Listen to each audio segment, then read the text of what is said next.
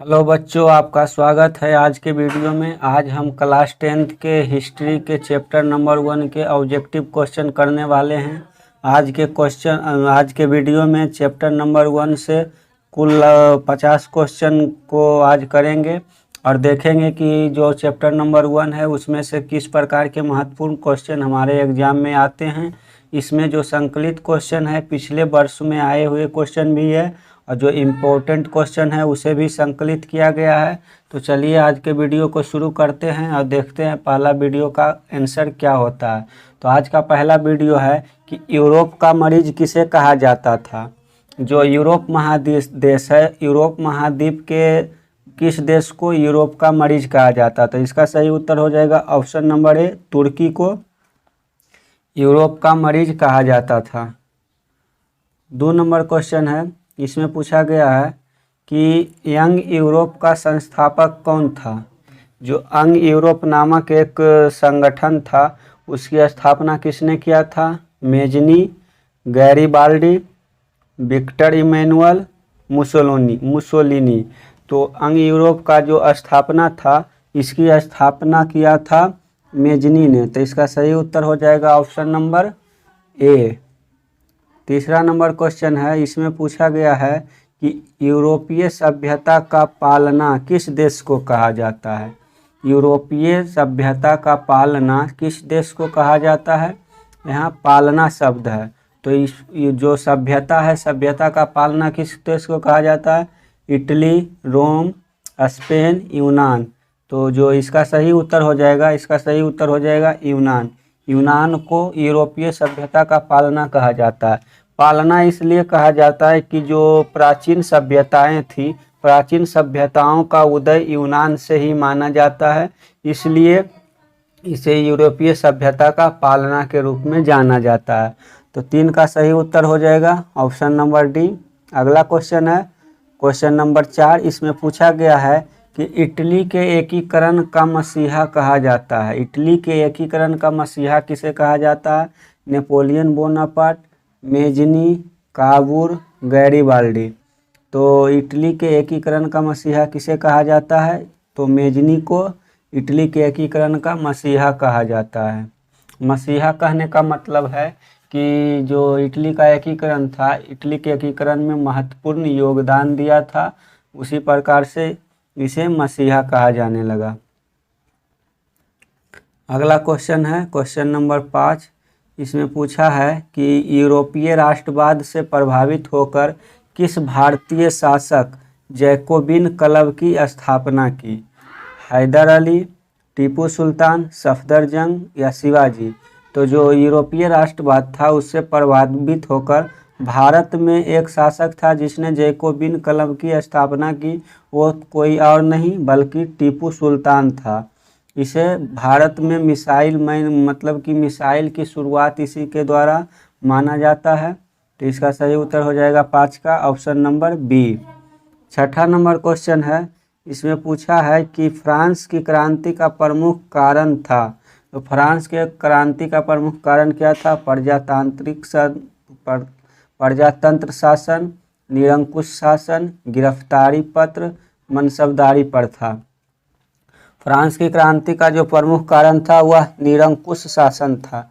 निरंकुश शासन कहने का मतलब है कि जो राजा था, राजा जनता के भलाई के लिए कोई कार्य नहीं करता था और जनता से ज़बरदस्ती टैक्स लेता था, और जो टैक्स नहीं लेता था उस पर सिपाहियों द्वारा कार्रवाई किया जाता था। इसलिए वैसे राजा को निरंकुश राजा कहा जाता है जो अपने जनता पर अत्याचार करता है।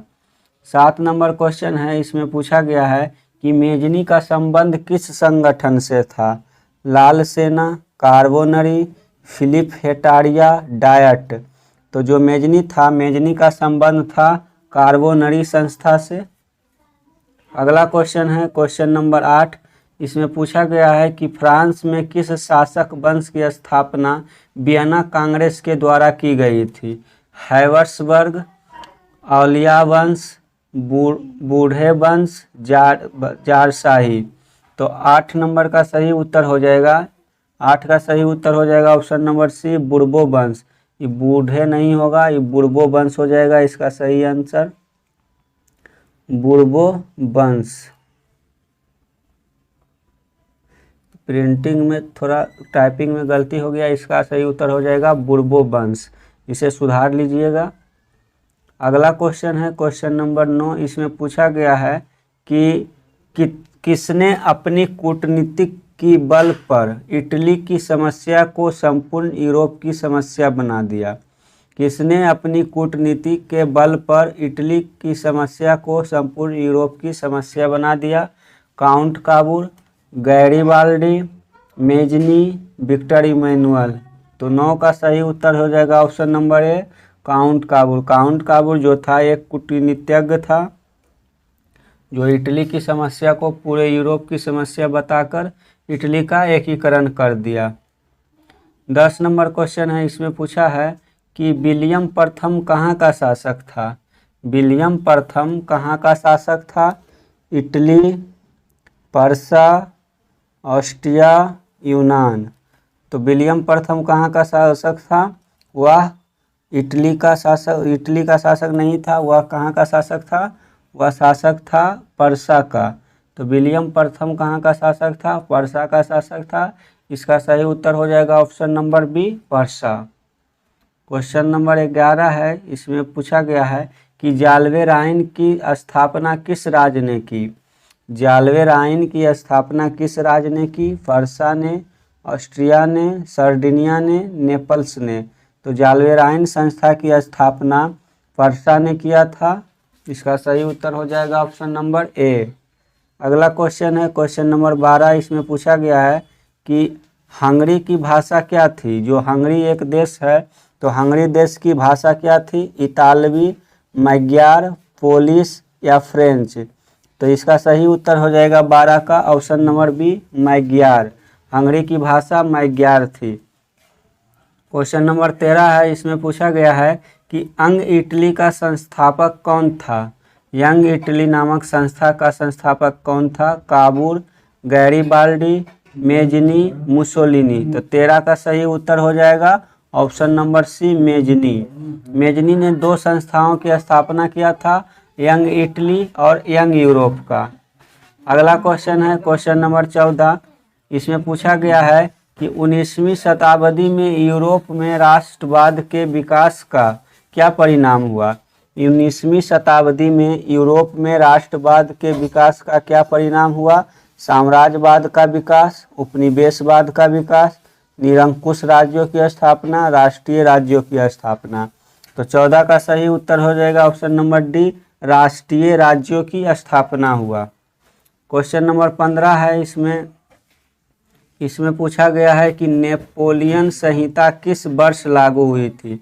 नेपोलियन ने एक संविधान बनाया था जिसे नेपोलियन संहिता कहा जाता है। तो इसकी जो नेपोलियन संहिता था, नेपोलियन संहिता को कब लागू किया गया था? तो 1804 ईस्वी में नेपोलियन संहिता को लागू किया गया था।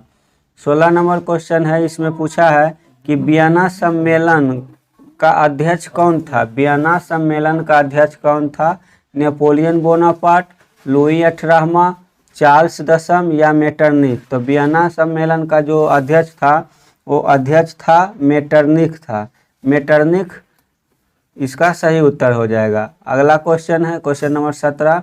मेटरनिख व्यवस्था का उद्देश्य क्या था? मेटरनिख व्यवस्था का उद्देश्य क्या था? गणतंत्र की स्थापना करना, प्रजातंत्र की स्थापना करना, पुरातत्व व्यवस्था की स्थापना करना, नेपोलियन की पुनर्स्थापना। तो 17 का सही उत्तर हो जाएगा ऑप्शन नंबर सी, पुरातन व्यवस्था की स्थापना करना। जो मेटरनिख था, मेटरनिख एक पुराने सोच का व्यक्ति था। ये सोचता था कि जो पुरानी व्यवस्था थी उसे ही लागू रखा जाए। 18 नंबर क्वेश्चन है। इसमें पूछा गया है कि मेटरनिख कौन था? मेटरनिख कौन था? ऑस्ट्रिया का चांसलर, फ्रांस का सम्राट, रूस का जार, पर्सा का चांसलर। तो 18 का सही उत्तर हो जाएगा ऑप्शन नंबर ए, ऑस्ट्रिया का चांसलर। 19 नंबर क्वेश्चन है। इसमें पूछा गया है कि सीडन का युद्ध किसके बीच हुआ था? सीडन का युद्ध किसके बीच हुआ था? Austria Prussia, Prussia Denmark, Prussia France, Italy Rome. तो 19 का सही उत्तर हो जाएगा। सीडन का युद्ध सीडन का युद्ध पर्सा और फ्रांस के बीच हुआ था। तो सही उत्तर है 19 का ऑप्शन नंबर सी। 20 नंबर क्वेश्चन है, इसमें पूछा गया है कि किसने कहा था फ्रांस जब छींकता है तो बाकी यूरोप को सर्दी जुकाम हो जाता है। यह कहावत है कि फ्रांस जब छींकता है तो बाकी यूरोप को सर्दी जुकाम हो जाता है, यह किसने कहा था? Napoleon, Hitler, Metternich, Garibaldi. तो 20 का सही उत्तर हो जाएगा option number C, Metternich. Metternich ने फ्रांस के बारे में ऐसा बोला था। तो अगला क्वेश्चन है क्वेश्चन नंबर 21। इसमें पूछा गया है कि बिस्मार्क किस विद्वान की विचारधारा से प्रभावित था? बिस्मार्क किस विद्वान की विचारधारा से प्रभावित था? रूसो, हीगेल, अंटर्ड, जैकब। जो बिस्मार्क था, बिस्मार्क हीगेल के विचारों से प्रभावित था और उन्हीं के बताए हुए राहों पर चलता था। 22 नंबर क्वेश्चन है, इसमें पूछा गया है कि नेपोलियन कोड में कुल कितने कोड थे? यानी कि जो नेपोलियन था, नेपोलियन ने जो संविधान बनाया था उस संविधान में कितने कोड थे? 3, 5, 4, 7। तो 22 का सही उत्तर हो जाएगा ऑप्शन नंबर बी, 5 कोड था। अगला क्वेश्चन है क्वेश्चन नंबर 23। इसमें पूछा है कि जर्मनी एवं इटली के एकीकरण के विरुद्ध निम्न में कौन था? जर्मनी एवं इटली के एकीकरण के विरुद्ध निम्न में से कौन था? इंग्लैंड, रूस, ऑस्ट्रिया या फिर पर्सा। तो 23 का सही उत्तर हो जाएगा ऑप्शन नंबर सी, ऑस्ट्रिया। जो ऑस्ट्रिया था, ऑस्ट्रिया जर्मनी और इटली के एकीकरण के विरुद्ध था। वो नहीं चाहता था कि जर्मनी और इटली का एकीकरण हो, तो इसलिए दोनों के विरुद्ध था। 24 नंबर क्वेश्चन है, इसमें पूछा है कि यूरोप वासियों के लिए किस देश का साहित्य एवं विज्ञान प्रेरणा का स्रोत रहा है? यूरोप वासियों के लिए किस देश का साहित्य एवं विज्ञान प्रेरणा का स्रोत रहा है? जर्मनी, यूनान, टर्की, इंग्लैंड। तो 24 का सही उत्तर हो जाएगा ऑप्शन नंबर बी, यूनान। यूनान के जो साहित्य था और विज्ञान था वह यूरोप वासियों के लिए प्रेरणा का स्रोत था। 25 नंबर क्वेश्चन है, इसमें पूछा गया है कि नेपोलियन ने जर्मनी में किस संघ की स्थापना की थी? जो नेपोलियन था, नेपोलियन ने जब फ्रांस का राजा बना था उसके बाद जर्मनी पर आक्रमण करके वहाँ कब्जा कर लिया था। तो कब्जा करने के बाद जर्मनी में कौन सा संघ का स्थापना किया था? ट्रांसपेडेंट संघ, सिसेल्फाइन संघ, राइन संघ, इनमें से कोई नहीं। तो नेपोलियन ने जर्मनी में राइन संघ की स्थापना किया था। इसका सही उत्तर हो जाएगा ऑप्शन नंबर सी। 25 नंबर क्वेश्चन है, इसमें पूछा है कि लाल कुर्ती का गठन किया था। लाल कुर्ती का गठन किसने किया था? काउंट काबूर, मेजनी, बिस्मार्क या फिर गैरीबाल्डी। तो लाल कुर्ती का गठन गैरीबाल्डी ने किया था। इसका सही उत्तर हो जाएगा ऑप्शन नंबर डी। अगला क्वेश्चन है 27 नंबर क्वेश्चन। इसमें पूछा है कि किस युद्ध के बाद जर्मनी का एकीकरण हुआ? किस युद्ध के बाद जर्मनी का एकीकरण हुआ? क्रीमिया का युद्ध, सेडेवा का युद्ध, पर्सा डेनमार्क का युद्ध या फिर सीडन का युद्ध। तो इसका सही उत्तर हो जाएगा 27 का ऑप्शन नंबर डी, सीडन का युद्ध के बाद जर्मनी का एकीकरण पूरा हो सका। अगला क्वेश्चन है क्वेश्चन नंबर 28। इसमें पूछा है कि जर्मेनिया क्या थी? जर्मेनिया क्या थी? ब्रिटिश राष्ट्र का प्रतीक, जर्मन राष्ट्र का प्रतीक, रूसी राष्ट्र का प्रतीक, ऑस्ट्रियन सम्राट का प्रतीक। तो जो जर्मेनिया था, जर्मेनिया एक जर्मन राष्ट्र का प्रतीक था। तो ऑप्शन नंबर इसका सही हो जाएगा बी। 29 नंबर क्वेश्चन है, इसमें पूछा है कि काबूर कौन था? काउंट काबूर कौन था? जर्मनी का राजा, इटली का प्रधानमंत्री, इटली का राजा, जर्मनी का मंत्री। तो काउंट काबूर जो था, काउंट काबूर इटली का प्रधानमंत्री था। सही उत्तर हो जाएगा ऑप्शन नंबर बी। 30 नंबर क्वेश्चन है, इसमें पूछा गया है कि जर्मनी का एकीकरण कब पूरा हुआ? जर्मनी का एकीकरण कब पूरा हुआ? 1890 ईस्वी, 1848 ईस्वी, 1871 ईस्वी 1870 ईस्वी। तो 30 का सही उत्तर हो जाएगा ऑप्शन नंबर सी, 1871 ईस्वी में जर्मनी का एकीकरण पूरा हुआ सीडन के युद्ध के बाद। 31 नंबर क्वेश्चन है, इसमें पूछा है कि रोमानीवाद क्या था। रोमानीवाद क्या था? एक राजनीतिक आंदोलन, एक सांस्कृतिक आंदोलन, एक आर्थिक क्रांति, एक धार्मिक क्रांति। तो 31 नंबर क्वेश्चन का सही उत्तर हो जाएगा ऑप्शन नंबर बी, एक सांस्कृतिक क्रांति था जिसे रोमानीवाद कहा जाता है। अगला क्वेश्चन है क्वेश्चन नंबर 32। इसमें पूछा गया है कि जालबेरिन एक संस्था थी। जालबेरिन किसकी एक संस्था थी? क्रांतिकारियों की, व्यापारियों की, विद्वानों की, पादरी सामंतों की। तो जो जालबेरिन था, जालबेरिन व्यापारियों की एक संस्था था। इसका सही उत्तर हो जाएगा ऑप्शन नंबर बी। 33 नंबर क्वेश्चन है, इसमें पूछा है कि सेडोवा के युद्ध में किसकी पराजय हुई। सेडोवा के युद्ध में किसकी पराजय हुई? ऑस्ट्रिया की, पर्सा की, नेपल्स की या सर्डिनिया की। तो 33 का सही उत्तर हो जाएगा ऑप्शन नंबर ए, ऑस्ट्रिया के पराजय हुआ था सेडोवा के युद्ध में। अगला क्वेश्चन है क्वेश्चन नंबर 34। इसमें पूछा गया है कि 1830 की क्रांति के बाद फ्रांस में किस प्रकार का शासन स्थापित हुआ। 1830 की क्रांति के बाद फ्रांस में किस प्रकार का शासन स्थापित हुआ? संघीय शासन व्यवस्था, संवैधानिक शासन व्यवस्था, निरंकुश शासन व्यवस्था या गणराज्य।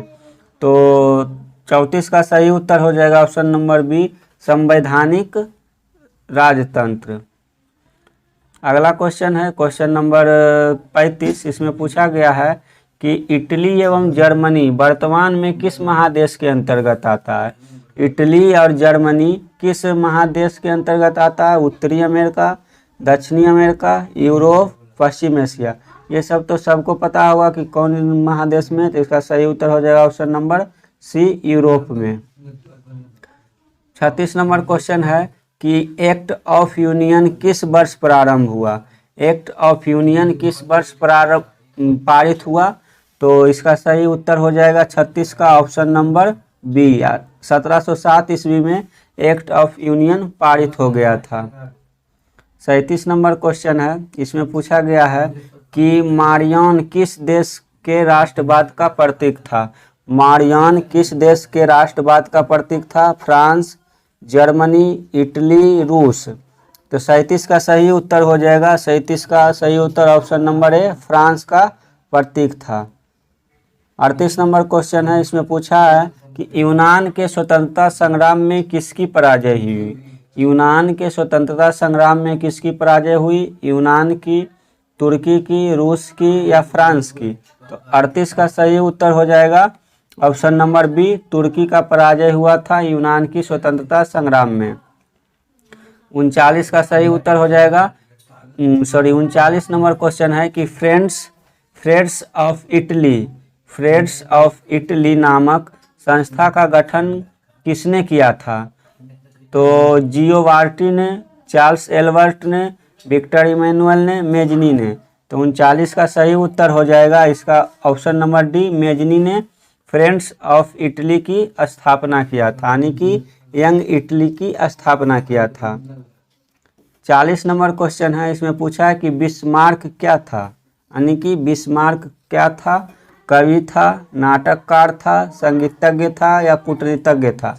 तो जो बिस्मार्क था, बिस्मार्क एक कूटनीतिज्ञ के रूप में जाना जाता है। तो इसका सही उत्तर हो जाएगा option number D. 41 number question है, इसमें पूछा गया है कि चार्टिस्ट आंदोलन कहाँ हुआ था। चार्टिस्ट आंदोलन कहाँ हुआ था? ऑस्ट्रिया, यूनान, तुर्की, इंग्लैंड।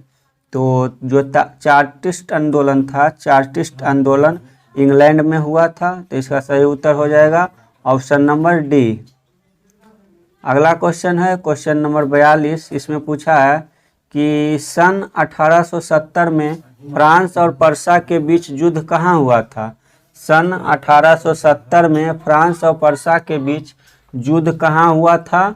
तो सेडन, सेडेवा, साइराइन या फिर फ्रैंकफर्ट। तो 42 का सही उत्तर हो जाएगा ऑप्शन नंबर ए सेडौन। सेडौन में 1870 ईस्वी में फ्रांस और पर्सा के बीच युद्ध हुआ था। 43 नंबर क्वेश्चन है, इसमें पूछा है कि राष्ट्रवाद की अवधारणा का जन्म किस घटना से माना जाता है। ये अवधारणा है, तो राष्ट्रवाद की अवधारणा का जन्म किस घटना से माना जाता है। पुनर्जागरण, धर्म सुधार आंदोलन, गौरवपूर्ण क्रांति, फ्रांस की क्रांति।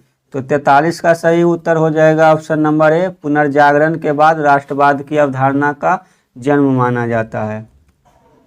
44 नंबर क्वेश्चन है, इसमें पूछा गया है कि कार्बोनारी की स्थापना किस वर्ष हुई। कार्बोनारी नामक संस्था की स्थापना किस वर्ष हुई।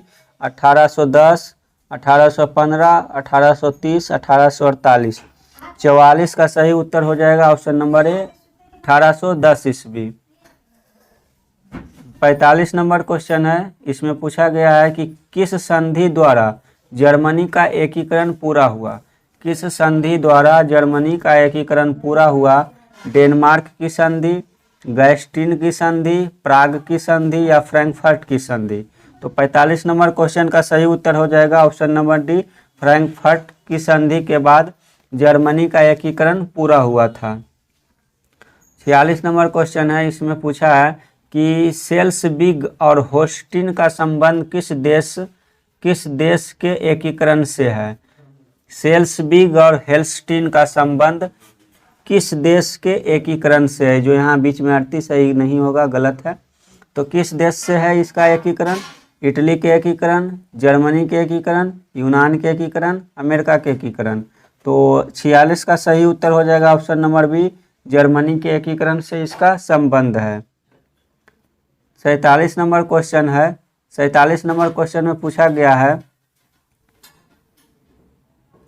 47 नंबर क्वेश्चन में पूछा गया है कि 1870 ईस्वी की 1829 ईस्वी की एडियानोफुल की संधि किस देश के साथ हुई थी।